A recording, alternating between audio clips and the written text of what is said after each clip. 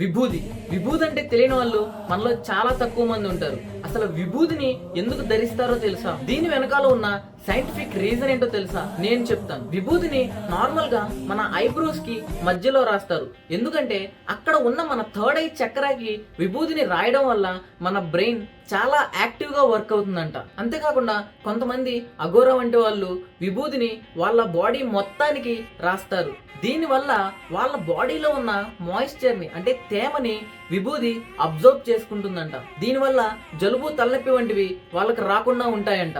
అంతేకాకుండా విభూదిని బాడీ మొత్తానికి అప్లై చేయడం వల్ల స్కిన్ ఇన్ఫెక్షన్స్, స్కిన్ ఎలర్జీస్ ఇలాంటివి రాకుండా ఉంటాయి. విభూదిని గాయాలకు మందుగాను యూజ్ చేస్తారు. దీంతో పాటు విభూదిని మన బాడీకి అప్లై చేయడం వల్ల మన బాడీలోని టెంపరేచర్ కంట్రోల్లో ఉంటుందంట. ఫీవర్ ఉన్న వాళ్ళు తడి విభూదిని వాళ్ళ నుదురుకి అప్లై చేస్తే వాళ్ళ బాడీలో ఉన్న హై టెంపరేచర్ అనేది కంట్రోల్ అవుతుందంట.